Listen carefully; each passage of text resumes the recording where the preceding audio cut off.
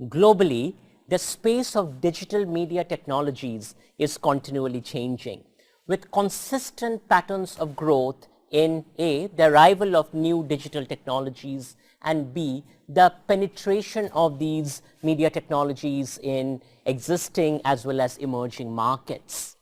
In this lecture, we will explore the digital media landscape and consider the ways in which digital media impact public relations practice. This lecture will serve as an anchor that I encourage you to come back to as you learn about theory, strategy, tactics, and PR trends in the coming weeks. After all, one of the key components of this course is its emphasis on digital media and digital technologies. From Facebook to Twitter to WhatsApp to Instagram or Foursquare, digital media are continuing to grow, delivering large pools of users on these platforms across the globe. Let's first consider the trends in internet penetration. We will pull in some data charts so wonderfully put together by the We Are Social SG group throughout this presentation. This is a group, by the way, based in Singapore, and I'm particularly proud of the work that they do. By January 2015, the closest time to the point of this recording, there were 3.01 billion active internet users across the globe, with a global penetration of 42%. If you think about that percentage penetration, that's quite a high number. At the same time, there were 2.078 billion active social media accounts, 3.649 billion unique mobile users, and 1.685 billion active mobile social accounts. So what you really see is a very high reach of social media as well as mobile communication platforms.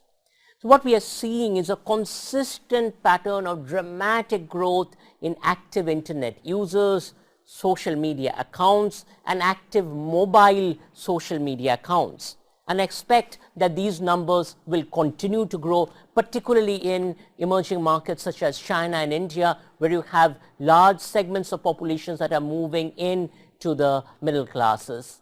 Now, the average internet user, and this is really looking at the global data, spends about 4 hours and 25 minutes using the internet. And believe it or not, the part of the world that I live in, Southeast Asia, what you see is that Southeast Asians document the highest average daily use. Maybe we are spending too much time on these media technologies. By January 2015, Facebook itself will have over 1 billion users at that point, continuing to dominate the global social media landscape. Also note the dominance of instant messenger and chat apps such as WhatsApp, Facebook Messenger, and WeChat. Facebook use went from 2,000 users in 2000 to 4,000 users in 2005. So that was a 5-year span and the number doubled. But then look at what happened after that. It went up to 6 million users in 2014. So if you really look at the pattern, you see a sharp curve in terms of the increase in numbers. In just a 1-year period, Facebook use has gone up dramatically. When we look at the patterns of use of Facebook, that is, what are people really doing? What we find is that most users are using Facebook to, you guessed it right, make friends. Moreover, they're also using the medium to receive and share news and information. For instance, I spend, of course, quite a bit of my time reading Straits Times, which is the newspaper here in Singapore, and I feel like I need to actually have a texture of the newspaper, hold it, touch it as I'm having my tea. But after that, I will quickly go on to Facebook and see what are the kinds of news my friends are posting and get exposure to alternative news. In fact, a lot of people use Facebook to get access to information and news in this way. A large percentage of consumers, and this is important, rely on their networks on Facebook to make purchasing decisions. In other words, I might actually be influenced by decision-making patterns of others in my social network on Facebook. This actually taps into the concept of influencers, people that through their purchasing patterns and through their impact on social media influence the purchasing decision making of others. So users today are not only the carriers of content. We are not just sharing content with each other through word of mouth channels on social media, but they are also generators of content. You're self-generating content. You have a pretty bad experience at a eating place and you're going to talk about it. You have a poor experience with customer service with Amazon, you're going to write about it. And not only that, but you can actually share it with Facebook and have the potential of reaching out to large numbers of audiences in that kind of way. Remember the subway story? An Australian teenager named Matt Corby took a picture of his subway beside a scale and posted the picture of the subway footlong he had purchased in Perth.